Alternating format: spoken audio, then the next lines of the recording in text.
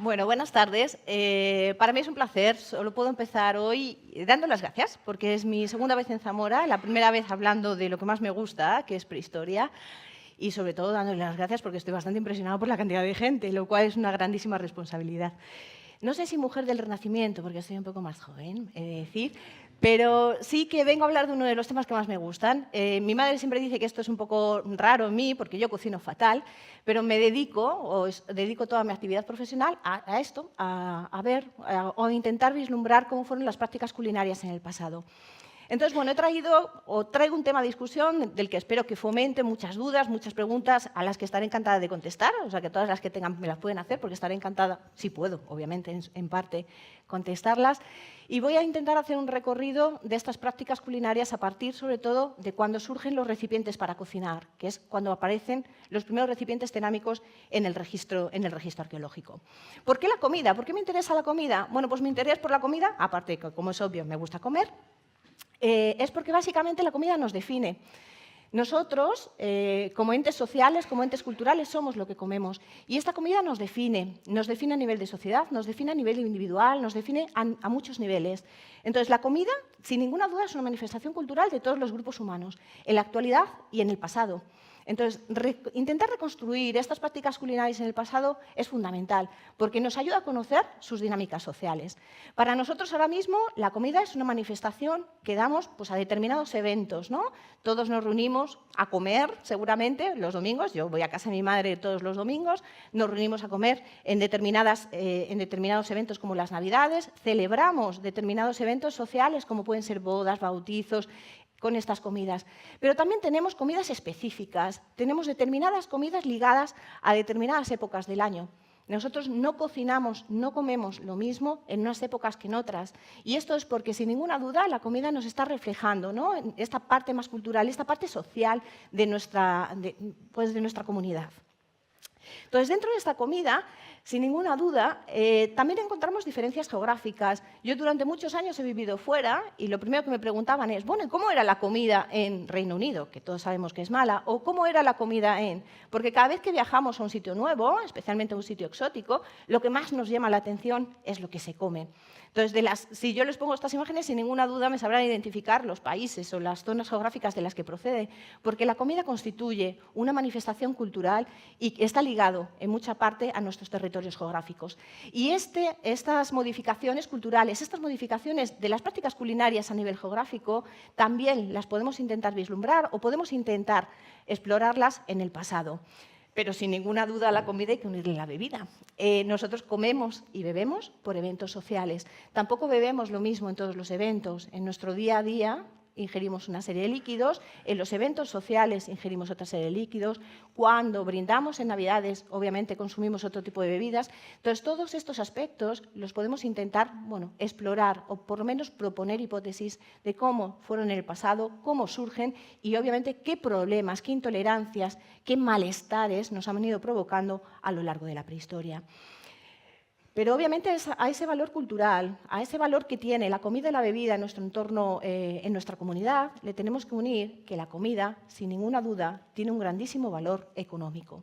Valor económico que tiene en la actualidad. Acudimos a restaurantes, compramos revistas de comida, compramos robots de cocina y todo esto está orientado a elaborar una serie de platos que nosotros lo sacamos generalmente de nuestra cotidianidad para celebrar determinados eventos o para mostrar determinados elementos o eventos de comensalidad. Y esto, sin ninguna duda, constituye una fuente de valor económico muy importante en la actualidad.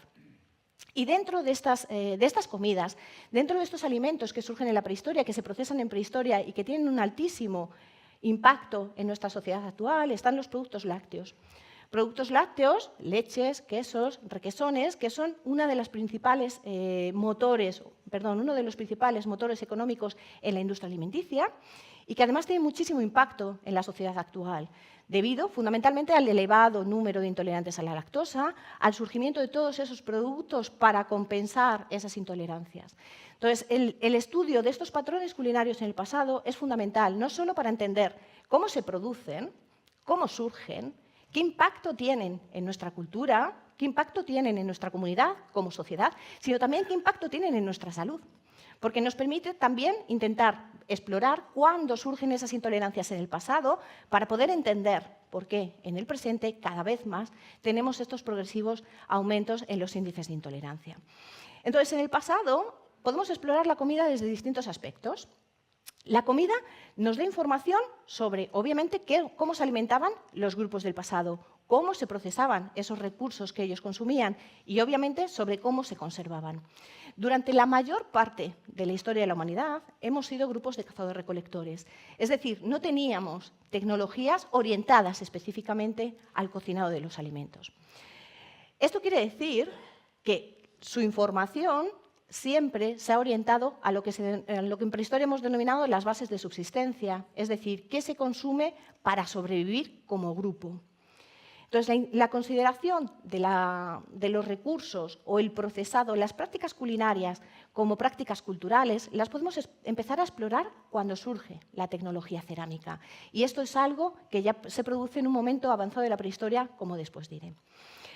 En los yacimientos arqueológicos, en los registros arqueológicos, podemos intentar explorar o podemos intentar ver cómo o qué alimentos, mejor dicho, se consumían por parte de estos grupos humanos a través de dos tipos de evidencia, que he clasificado a grosso modo, y que siempre he clasificado a grosso modo, en dos grandes grupos. Por un lado tendríamos la evidencia visible, que serían todos los huesos de animales que aparecen en los yacimientos arqueológicos, todos los restos de plantas, las semillas, los tubérculos, las setas que aparecen en los yacimientos arqueológicos, que es una evidencia directa. Es decir, nosotros tenemos el resto en el yacimiento arqueológico que nos permite identificarlo y que nos permite saber pues, cómo se cocinaban, cómo se consumió el pescado, cómo se consumió los ciervos o cómo se consumieron determinados recursos vegetales. Sin embargo, cada vez más tenemos toda una serie de evidencia invisible y con esto me refiero a todo lo que los arqueólogos y arqueólogas no vemos en los yacimientos arqueológicos. Yo cuando estoy excavando no veo el ADN, no veo los lípidos, pero sí sabemos que son biomoléculas, son elementos que podemos extraer a partir de los yacimientos, a partir de determinados restos arqueológicos. Todo este tipo de biomoléculas, el famoso ADN, las famosas proteínas, los lípidos, los podemos extraer en lo que se ha denominado, o que actualmente se denomina, la arqueología biomolecular.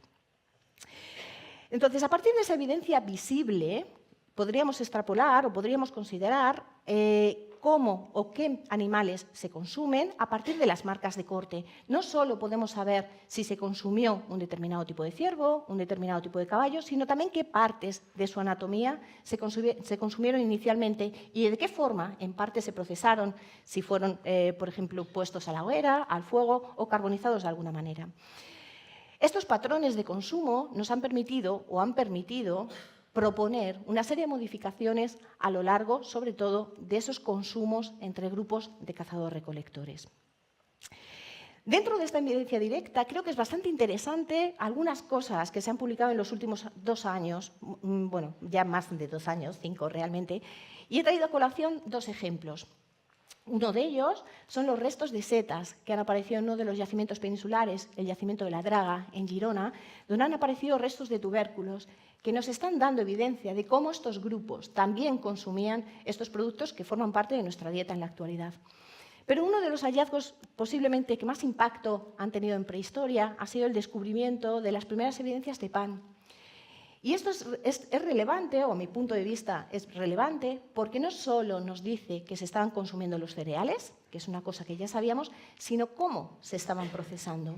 Y en ese procesado lo que influye no es una necesidad meramente de subsistencia, sino lo que influye es un aspecto cultural.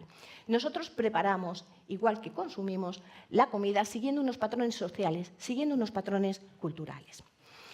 Entre las evidencias más interesantes que tenemos, obviamente, también están los materiales arqueológicos. Muchos materiales, en concreto, bueno, pues las hoces, obviamente, nos dan evidencia de que se está segando o de que se está cultivando el cereal.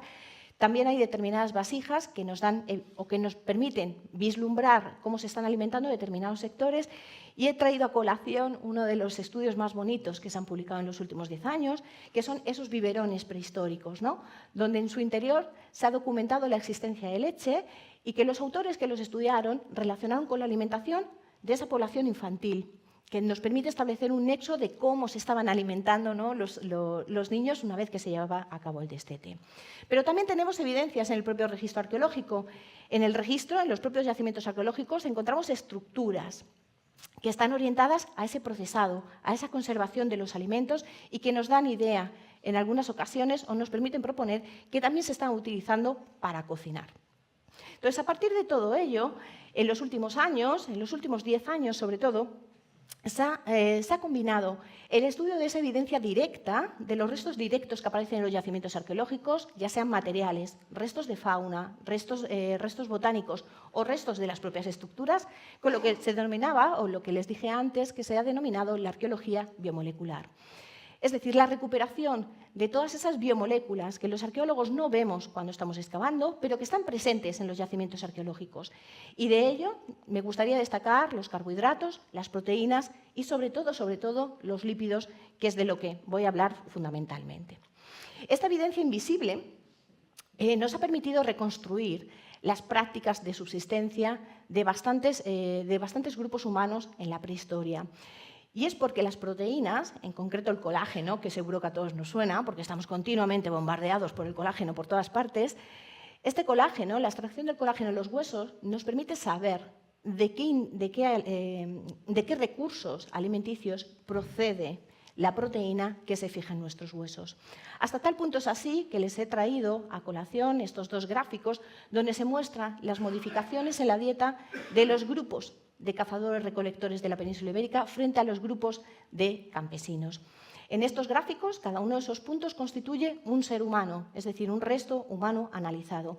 Y lo que ven en el eje son los dos isótopos estables que analizamos, el isótopo nitrógeno 15 y el carbono 13. La comparación entre estos dos isótopos nos permite saber si los alimentos ingeridos por ese individuo procedían de recursos terrestres o procedían de recursos marinos.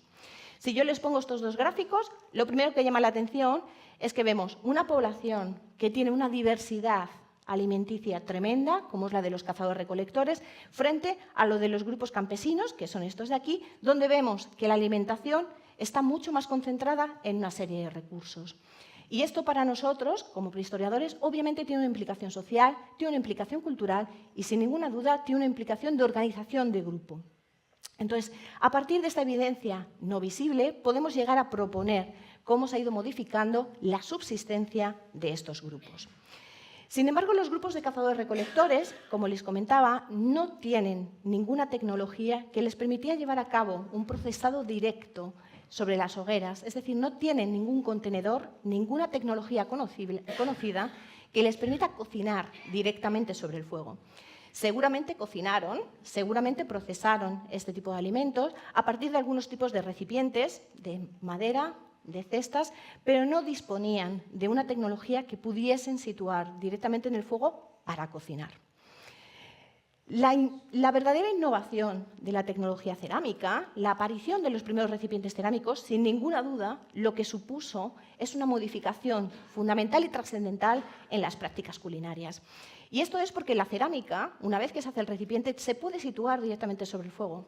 Y esto lo que va a permitir es no solo consumir los productos de una manera diferente, sino además empezar a desarrollar determinadas prácticas culinarias, determinadas recetas de cocina que vamos a ver que surgen con la aparición de este tipo de tecnología.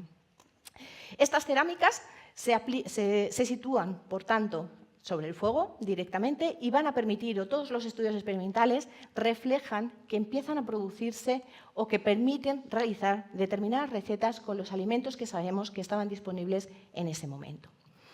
Pero ¿cómo estudiamos, cómo analizamos, ¿no?, esta evidencia de cocina, estas prácticas culinarias?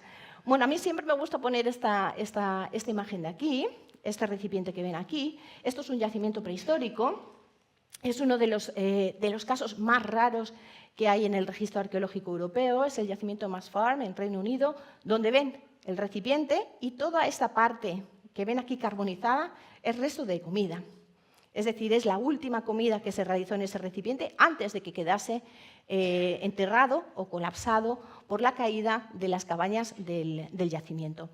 Sin embargo, como se pueden imaginar, esto en arqueología pasa una vez, no suele pasar nunca.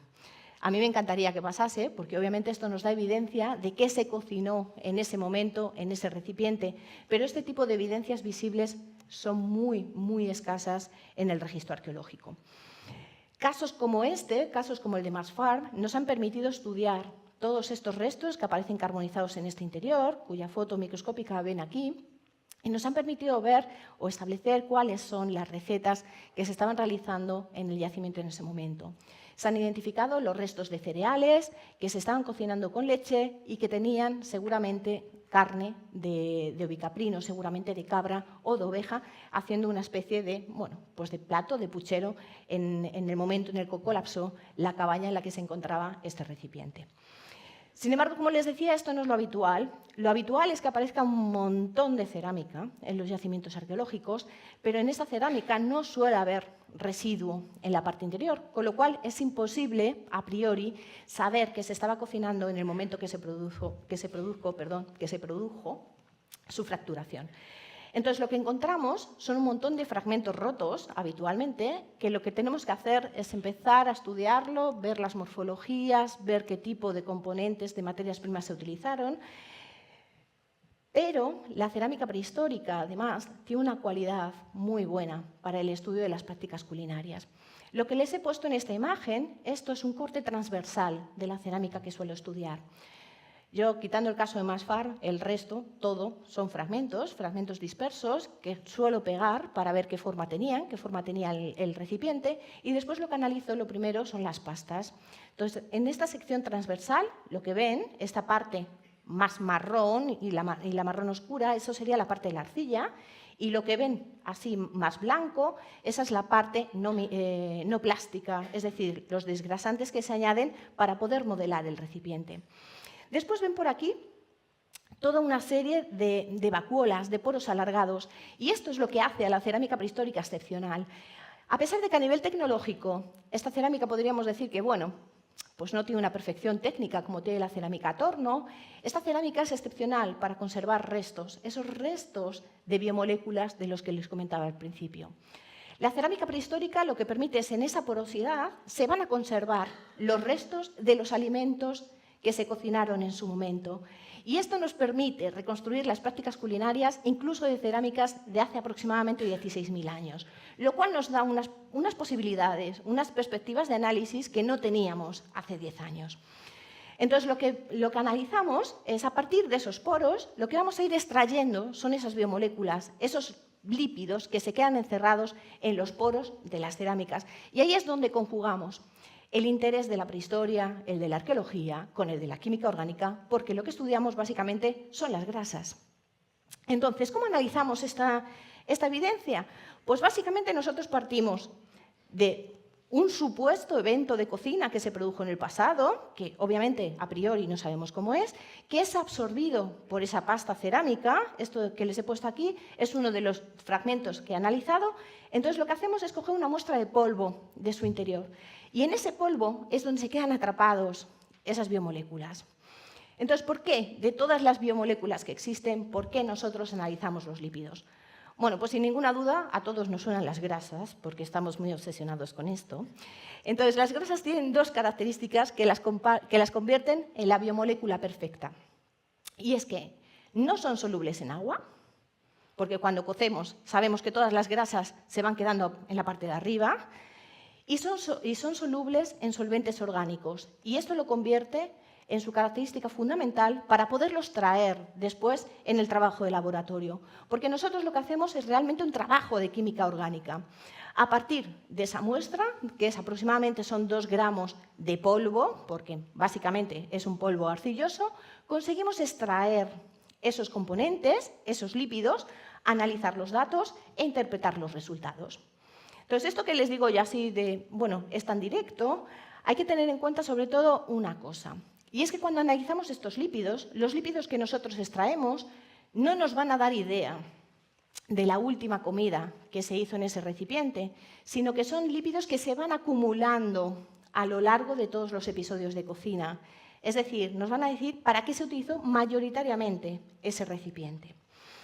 Entonces, a partir de esto, de ese polvo, que como ven es muy interesante cuando llega al laboratorio porque es una montaña de polvo, literal, lo que conseguimos es, mediante distintos solventes orgánicos, extraer estos lípidos y analizarlo mediante cromatografía de gases y espectrometría de masas. Los resultados que obtenemos son estos, que ustedes me dirán, bueno, ¿y qué hace un arqueólogo trabajando con esto? Bueno, pues porque nos ayuda a responder una pregunta histórica, que es mi objetivo.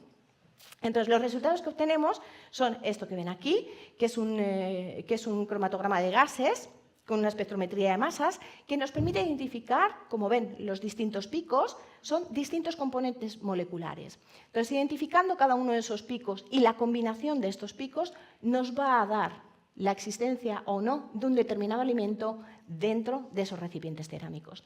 Esto es lo que se conoce en arqueología, en la bibliografía, como los biomarcadores arqueológicos, donde la identificación de un determinado número de compuestos nos permite proponer como hipótesis que se cocinó un determinado tipo de alimento en concreto.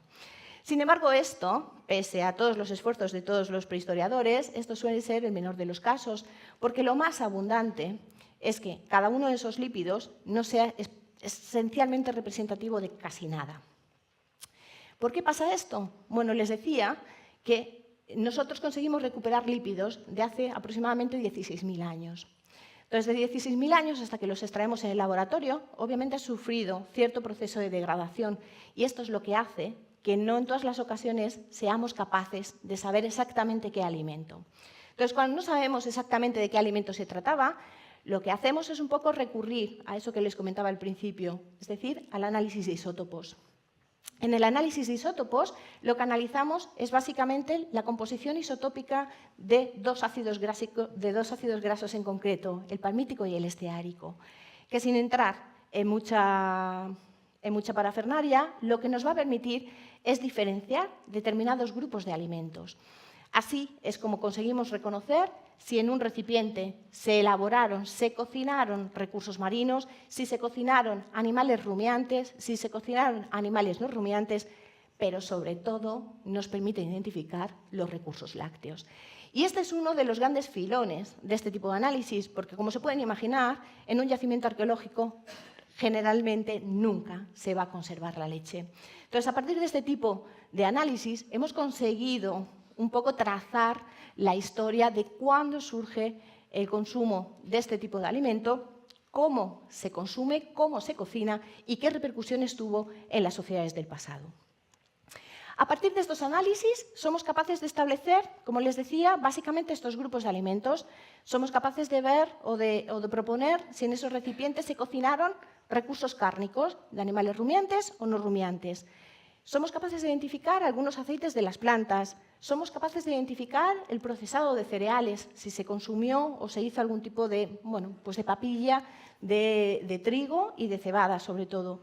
Somos capaces de identificar los aceites marinos, es decir, si hubo un consumo de estos recursos del mar. Somos capaces de identificar la cera y la miel de abeja, que de otra manera en los yacimientos arqueológicos no se puede identificar porque obviamente no se conservan los restos de estos insectos. Entonces nos permite abordar preguntas de investigación que de otra manera no podríamos de ninguna de las maneras estudiar. Y por último nos permite ver o nos permite saber si se utilizaron las resinas que sabemos que en prehistoria se utilizaban como pegamento y que en los recipientes también se utilizaron. Se utilizaron no solo para modificar los sabores de la comida, sino también para impermeabilizar los recipientes. Entonces nos da información no solo de lo que se cocinó, sino también de la tecnología que ellos sabían, de cómo trabajaban estos recipientes, para impermeabilizarlos y seguramente utilizarlos en el transporte de los líquidos o en cualquier otra actividad. Entonces, en todo esto, en esta reconstrucción de las prácticas culinarias, lo fundamental es saber cuándo surge la cerámica. Una de las preguntas clásicas que tenemos, sobre todo cuando damos historia, en secundaria, siempre se ha vinculado la aparición de la cerámica a la aparición del Neolítico, a la aparición de la agricultura y de la ganadería. Sin embargo, hoy sabemos que esto no es así. Las primeras cerámicas aparecen en zonas geográficas muy concretas del continente euroasiático, en concreto de Asia, en las islas del Japón, en Rusia y en China, y son estas formas que ven aquí. Son morfologías apuntadas, son recipientes de bastante tamaño que aparecen ya decoradas y es una tecnología que surge de forma independiente en distintos focos. No se trata de la típica aparición de un foco tecnológico que después se expande, sino que aparece en distintos focos en cronologías muy parecidas. Entonces, parece que surge con una necesidad que se da en un momento concreto. Las primeras cerámicas están muy bien documentadas hace 16.000 años. Sería justo en ese momento en el que se produce el final de la edad de los hielos, del Pleistoceno, cuando hay ese cambio climático. Entonces, parece que esta tecnología se podría quizá vincular a esas modificaciones medioambientales que hacen surgir nuevas necesidades y seguramente la necesidad de procesar nuevos alimentos.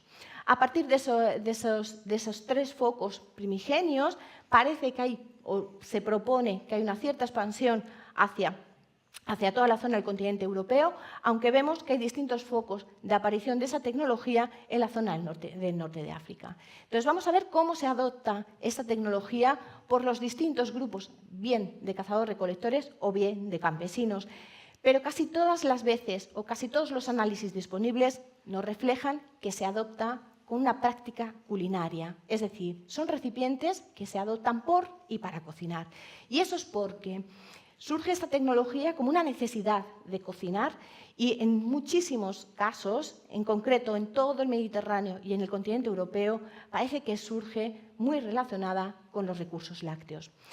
Hasta los años 2000, toda la prehistoria había considerado que el consumo de la leche no se producía hasta un momento bastante avanzado de la prehistoria, es decir, hasta hace unos 6.000 años, hasta el cuarto milenio antes de Cristo. Siempre se había considerado que cuando aparece la ganadería doméstica hay un primer momento en el que se consumen los animales y después se empieza a explotar la leche. Sin embargo, a partir del año 2000, con esta gran publicación, lo que se propone o lo que proponen los autores es que cuando se introducen los primeros animales domésticos, también se introduce el consumo de la leche. Y ese consumo de la leche lo vamos a ver en toda la zona mediterránea. Lo vemos desde la zona de Anatolia, y ahora le voy a poner un montón de datos, y lo vamos a ir viendo progresivamente a lo largo de todo el continente. En estos gráficos lo que ven son los valores isotópicos que he dividido en la parte baja, es donde aparecen los productos lácteos, en la parte media, donde aparecen las cerámicas que están relacionadas con el procesado de recursos cárnicos, y en la parte de arriba las cerámicas que están relacionadas con el procesado del cerdo, porque es un animal muy específico, al no ser rumiante es muy fácil de ver. Entonces se ve cómo estas primeras cerámicas están muy relacionadas con ese consumo de los productos lácteos. Productos lácteos que se introducen en toda la cuenca mediterránea y que vamos a ir viendo en mayor o menor medida en la zona de Levante, en la zona de Anatolia, en la zona de Grecia, incluso en la península itálica. ¿Pero qué pasa? ¿Qué pasa en la península ibérica? ¿Esta tendencia también la vemos? Bueno, pues las primeras cerámicas que se documentan en la península ibérica parece, en algunos casos, que presentan un patrón similar a lo que ocurre. Vamos a encontrar cerámicas que reflejan que se está desarrollando una cocina relacionada quizá con esos productos lácteos, aunque vemos también un gran procesado de recursos cárnicos, en este caso de recursos rumiantes. Y esto se ve tanto en los momentos iniciales, como sería este cardial, como en los momentos más avanzados, donde vemos que la presencia de esos productos lácteos cada vez es más relevante. Esto se ve incluso en algunos yacimientos del Levante, pero también vemos casos en los que estos productos lácteos no están. Entonces vemos un patrón bastante cambiante. Si bien es cierto, en la península ibérica lo que vamos a encontrar es, en algunos casos, la ausencia de estos animales, con mayor importancia del procesado de carne de oveja y cabra y de cerdo, cosa que si pensamos en nuestra alimentación, quizá nos recuerda un poco a lo que está pasando en la actualidad. Frente a este panorama en el que parece que solo consumimos carne, ¿qué pasa con las plantas, no? Bueno, una de las limitaciones del estudio, o de este tipo de estudios, mejor dicho, es la identificación de las plantas. El que nosotros no tengamos datos no quiere decir que no se consuman, lo que quiere decir es que no se conservan. Porque, como todos sabemos, las plantas son menos grasas que los recursos cárnicos y menos grasas que los lácteos, con lo cual su huella en estas cerámicas siempre es menor. Entonces, en este tipo de estudios siempre vamos a tener una sobrerepresentación de estos productos cárnicos y de estos productos lácteos. Y esta tendencia la vemos igualmente en yacimientos del interior peninsular e, increíblemente, lo vamos a ver en zonas costeras. Y voy a centrarme un poco en este aspecto porque creo que después me ayudará un poco a sostener las ideas que les quiero comentar al final para ver si suscita algún tipo de debate. Bueno, la zona del Atlántico peninsular es la zona más alejada de los focos de origen de la ganadería doméstica.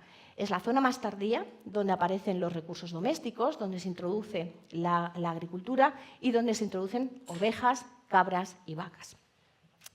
Obviamente es una zona costera y si miramos un poco el ambiente o la geomorfología, mejor dicho, que presenta ahora mismo todo este Atlántico, vemos que es un entorno eminentemente costero, tanto en la zona del norte peninsular, como en la zona de Bretaña, como en la zona atlántico-portuguesa. Son tres zonas que están muy orientadas, incluso hoy en día, a la explotación de ese medio marino. Y esto se ve muy bien en prehistoria.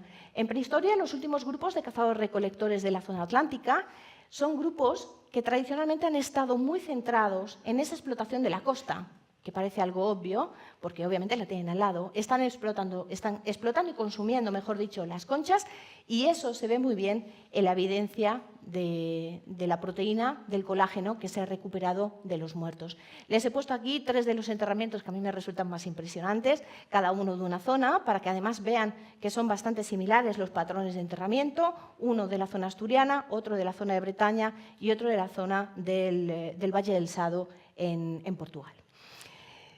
Si analizamos o si echamos un vistazo a lo que nos presentan la evidencia de las proteínas de esos muertos, les presento este gráfico, que es muy parecido al que veíamos anteriormente, donde cada uno de esos puntos sería un individuo analizado y el eje X y el eje Y serían esos isótopos de nitrógeno 15, carbono 13. Vemos que en la zona atlántica de la península ibérica, los grupos de cazadores-recolectores tienen una variabilidad en su dieta tremenda, frente a la costa mediterránea, donde parece que tienen una menor variabilidad. Esto obviamente tiene bastante que ver con las cadenas tróficas que se dan en el Atlántico y en el Mediterráneo, puesto que son dos mares diferentes, pero también tiene mucho que ver en cómo se organizaban y qué tipo de recursos estaban explotando estos grupos en la prehistoria. Ante este panorama, lo lógico sería pensar, ¿no?, o esta era mi idea inicial, que cuando se introduce la cerámica se introduce pues para consumir o para cocinar pescado o para cocinar algún tipo de concha, algún tipo de recurso marino. Y que seguramente eso se combinó con la llegada de nuevos alimentos, como serían los cereales domésticos, los animales domésticos, las cabras, las ovejas, las vacas. Entonces, así iniciamos un proyecto hace unos años, una cosa un poco gigantesca, donde analizamos cerámica procedente de estas tres zonas costeras. Analizamos cerámica procedente de ese entorno atlántico de la península de Lisboa, de Portugal, con cronologías aproximadamente de hace unos 7.500 años. Analizamos cerámicas del norte de la península ibérica, que sería otro de esos entornos costeros del Atlántico, con una cronología de hace aproximadamente 6.500, y analizamos bastante cerámica procedente de la zona de Normandía de hace aproximadamente unos 7.000 años. Estas imágenes que les he mostrado son las formas que presentan estas cerámicas, que como ven presentan formas diferentes, patrones diferentes, pero nuestra idea era ver qué se estaba cocinando, qué impacto tuvo la aparición de la cerámica en las prácticas culinarias. Si lo que hicieron estos grupos fue cocinar recursos que ya estaban consumiendo de otra manera anteriormente o empiezan a cocinar recursos nuevos. Esto lo que nos propuso, o lo que nos permitió, fue hacer un estudio, suprarregional, ¿no?, que iba desde el sur o desde la península de Lisboa hacia la zona de Normandía, cuyos datos les presento aquí, pero que seguramente verán mucho más claro en este.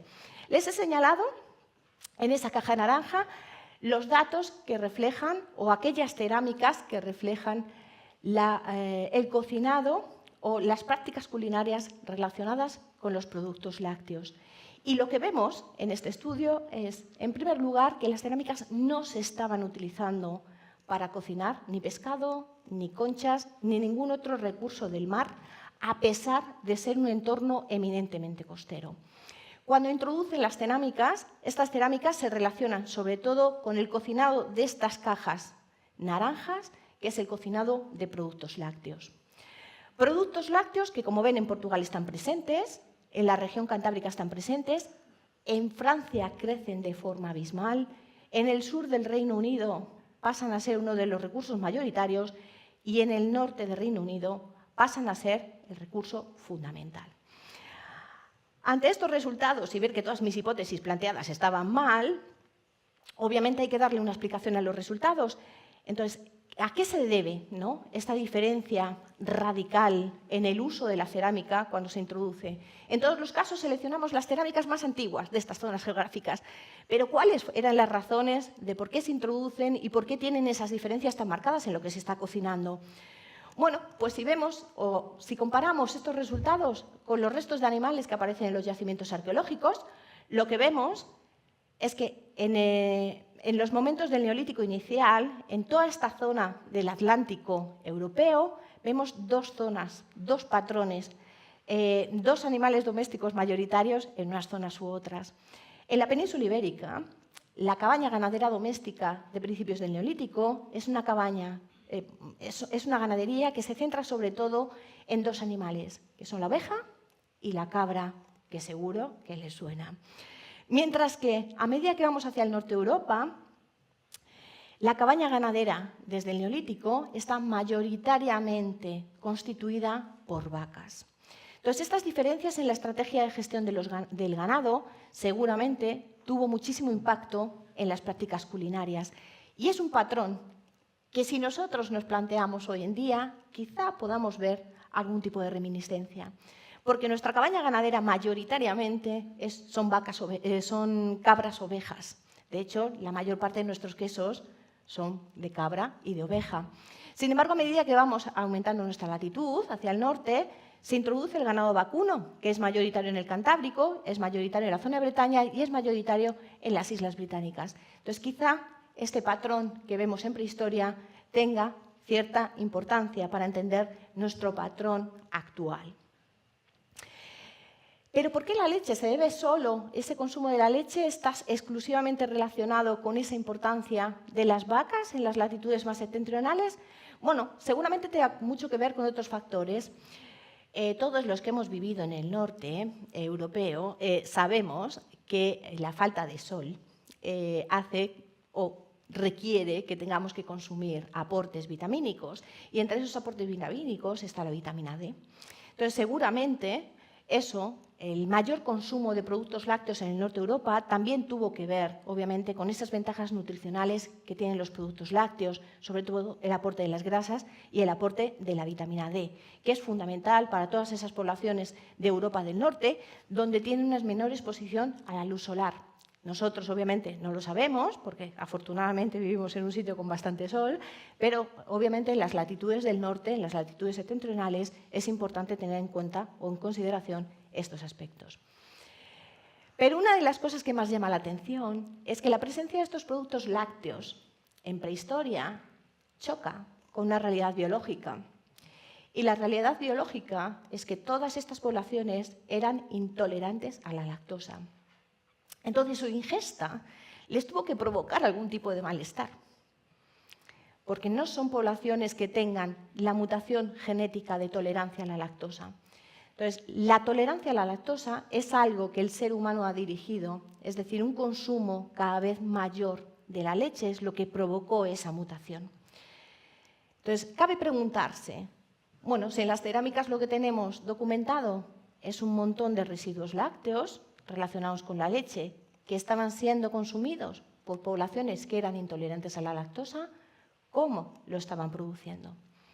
Entonces, esto nos lleva a plantearnos que obviamente no están ingiriendo la leche directamente, porque su ingesta directa es lo que más daño hace, sino que seguramente la estaban procesando de alguna manera, la estaban fermentando. Entonces, podemos rastrear o podemos proponer que seguramente los orígenes del queso, el requesón, quizá el kéfir, toda esta serie de productos fermentados a partir de los productos lácteos ya se documentaban perfectamente en prehistoria. Y además, este gradiente en la tolerancia e intolerancia a la lactosa quizá nos deje ver un poco en la actualidad esta tendencia, En la actualidad sabemos que las poblaciones del norte de Europa son tolerantes o presentan mayor grado de tolerancia a la lactosa que las poblaciones del sur de Europa, donde tenemos cada vez más casos de intolerancia a la lactosa. Entonces, podemos explorar cómo se ha ido produciendo esta mutación y cómo, obviamente, se han ido procesando esta serie de recursos lácteos para permitirnos cada vez más consumir un recurso que estaba disponible y que seguramente aportaba grandes beneficios nutricionales en ese momento. Sin embargo, como se pueden imaginar, no todos los autores están de acuerdo, entonces tengo una gran discusión en la revista Nature, ¿no? Entonces tengo bastantes autores que me han llevado a la contraria a esto, sosteniendo que seguramente este consumo de productos lácteos, sobre todo en el norte de Europa, está relacionado con momentos de escasez.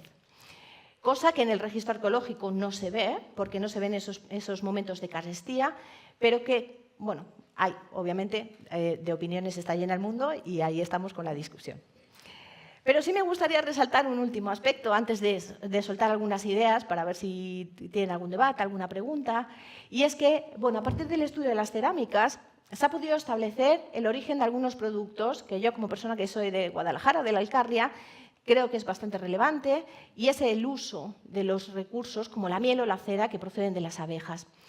Los insectos se conservan muy pocas veces en los yacimientos arqueológicos, entonces nosotros no podemos excavar, o de normal no excavamos yacimientos arqueológicos donde hay insectos. Entonces, este estudio de las cerámicas y de los lípidos en las cerámicas nos permite establecer estos mapas paleoeconómicos de la distribución de la abeja durante la prehistoria, que de otra manera no tendríamos documentado.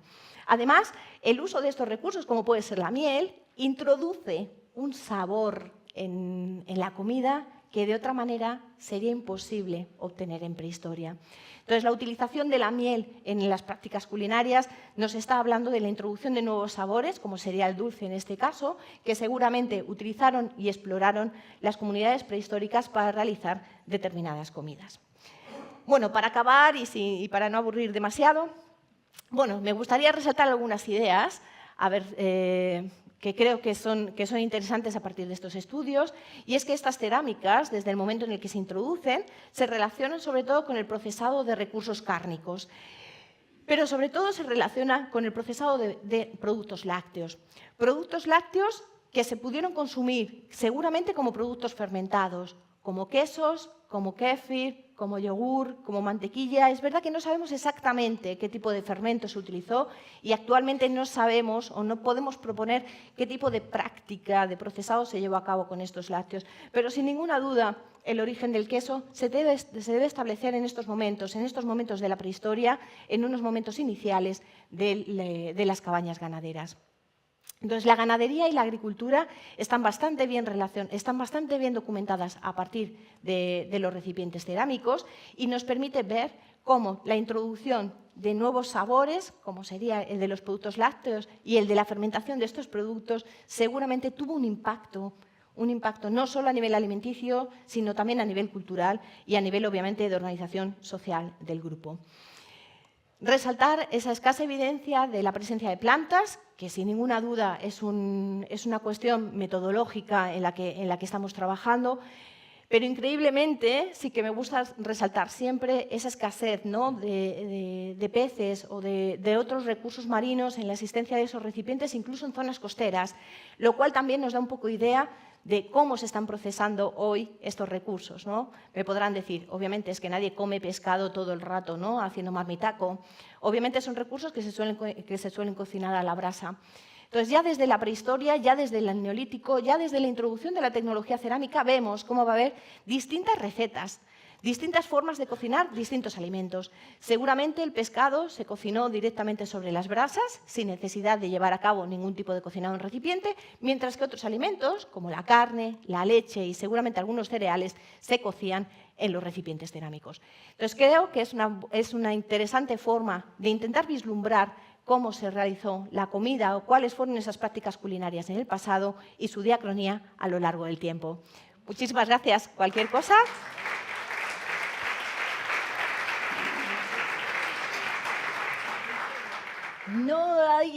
La verdad es que a mí me encantaría saber eso. De hecho, uno de mis mayores, de los aspectos que más me hacen pensar es eso, la transmisión del conocimiento, cómo se transmite el conocimiento de unas generaciones a otras. Y Y realmente creo que es como ahora. Me refiero, en las sociedades tradicionales el conocimiento se transmite por vía oral, aprendiendo con la persona que sabe hacer.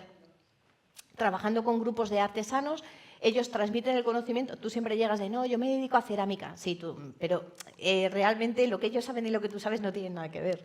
Entonces, ellos transmiten el conocimiento de viva voz y seguramente lo transmitieron así. Entonces, es verdad que la transmisión de ideas, la transmisión de conocimiento, es muy difícil verlo en arqueología. Pero estos patrones o estas ideas comunes, ¿no?, que parecen, o este procesado de alimentos comunes que tienen muchas zonas, parecen que redundan un poco en esa idea de transmisión de conocimiento, de transmisión de ideas, más que del producto en sí. La tolerancia e intolerancia la vemos a partir de la genética, de la mutación genética. Entonces, los restos que hemos analizado de humanos que aparecen en los yacimientos arqueológicos donde están los recipientes cerámicos no muestran la mutación de la tolerancia a la lactosa. ¡Ay! ¡Jo! Eso es un temazo. Este es un temazo. Pues desgraciadamente no. Hay mucho escrito sobre la sal, porque, bueno, la sal se ha escrito mucho porque la sal es el conservante por excelencia. Entonces, a partir del 3000 a.C. más o menos se habla mucho del comercio de la sal, porque, bueno, hay salinas y aparecen bastantes yacimientos prehistóricos vinculados a esas salinas. Entonces, muchos de los temas que se han propuesto sobre el comercio de la sal, la conservación, el salazón, ha sido a partir de los propios yacimientos arqueológicos. Pero la sal como tal, desgraciadamente, no se conserva, porque la sal es altísimamente soluble en agua. Entonces, no queda evidencia molecular, no podemos analizarla, ojalá. Ojalá, porque eso sí que sería un tema. Pero sí quedan evidencias de otras especias. Entonces, en la península ibérica no, pero sí que en el norte de Europa hay uso de distintas especias, de distintas plantas para alterar los sabores. De hecho, ahora mismo es el tema en el que estamos trabajando. Porque ahora sabemos lo que se cocinó. Yo le puedo decir, en esta cerámica se cocinó leche de oveja con leche. Pero no, ahora mismo no sé si se añadió alguna especia para modificar su sabor, a no ser de que sea la miel, que sí que la tengo bastante bien documentada. Pero otro tipo de especias no, y en eso es en lo que estamos trabajando ahora mismo. La cerámica surge hace 16.000 años en esas zonas de Rusia, Japón y China. Y en esas zonas, los análisis de contenido que hemos hecho, los análisis de lípidos, quiero decir, reflejan que también son contenedores de cocina y que están muy orientados a los recursos marinos. Es un patrón un poco diferente al que tenemos en el continente europeo, porque muestra el procesado de alimentos completamente diferente. La tecnología cerámica es una tecnología muy interesante, porque es verdad que los recipientes cerámicos surgen en esa cronología, pero no son los primeros artefactos hechos en cerámica.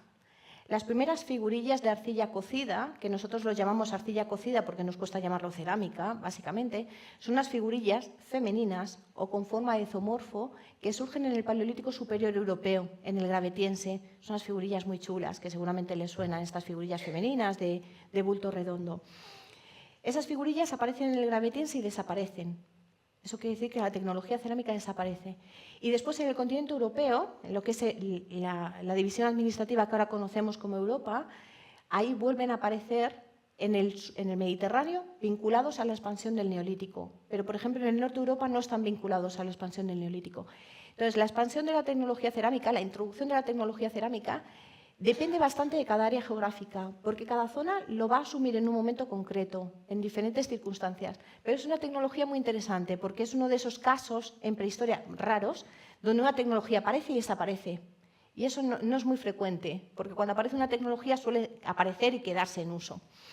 Y después, en cuanto a la segunda pregunta, pues eso sí que me gustaría saberlo. En algunos casos, en la mayor parte de los casos, los recipientes que hemos analizado son recipientes que aparecen vinculados a las casas, a las unidades domésticas que nosotros llamamos, que son unidades habitacionales, donde no sabemos qué tipo de unidad familiar existía, qué tipo de unidad social las habitaba.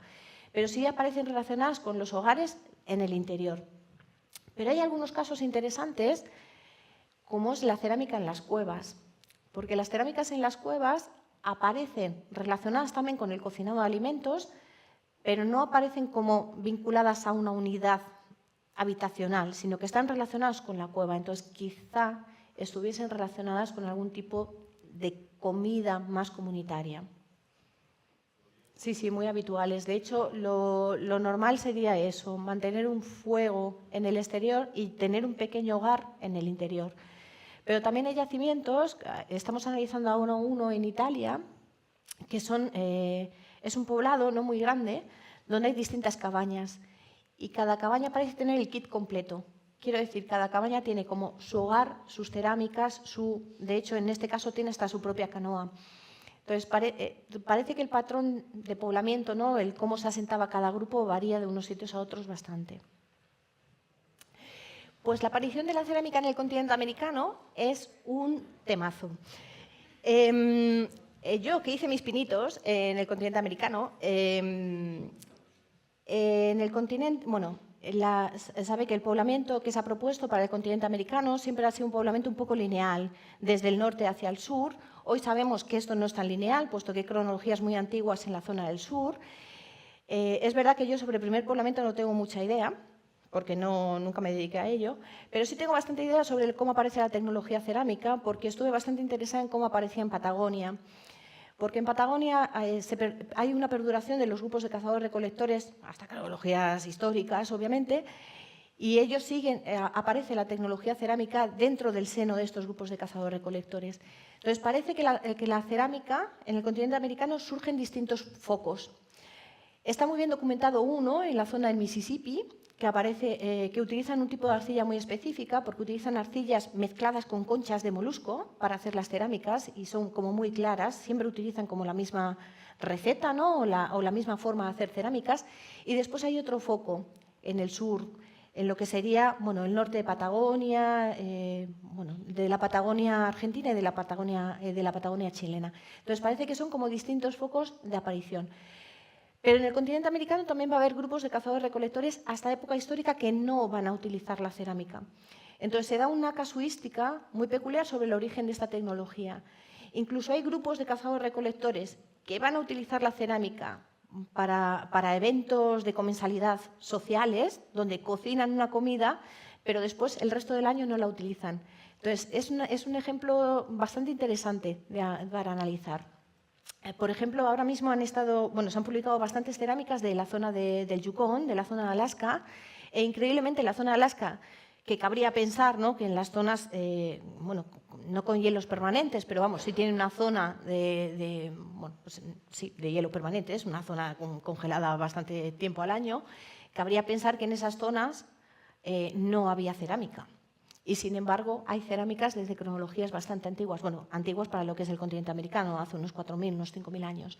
Entonces, sí que a lo largo de todo el continente se da una casuística bastante interesante porque hay muchísimas variaciones. No es que surja en un punto y no surge en el Mississippi y se expande, o no surge en el norte de Patagonia y se expande, sino que hay momentos en los que se utiliza o determinados momentos del año en los que se utilizan por esos grupos de cazadores-recolectores. Bueno, pues, Miriam, muchísimas gracias. Un placer.